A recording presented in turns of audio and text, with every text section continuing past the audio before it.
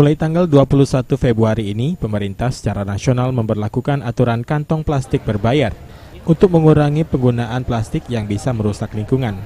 Aturan ini mendapatkan respon dan dukungan dari pemerintah Kota Palembang dan para pelaku usaha retail, minimarket, dan usaha lainnya.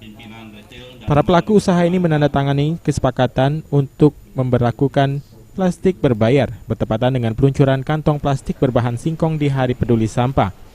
Kantong ini dibuat dari bahan singkong atau tepung tapioka dan sawit yang mudah terurai.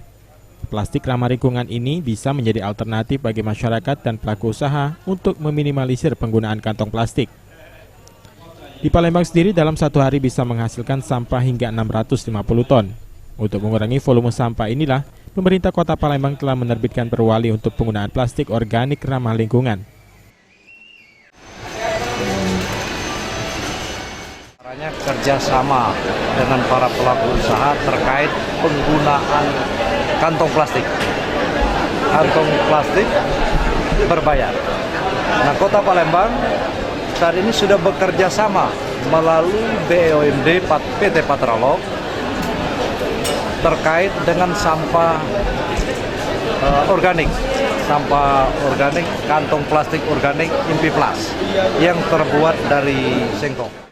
Masyarakat Kota Palembang sendiri mengaku tidak keberatan jika harus membayar kantong plastik seharga Rp200 saat berbelanja. Aturan ini dinilai bisa mengurangi sampah plastik yang berdampak pada lingkungan.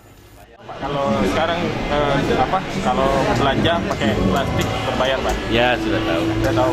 Gimana, Pak, pendapat kita? Bagus. Enggak keberatan, Pak? Tidak. Bagusnya kenapa, Pak? Alasannya, Pak?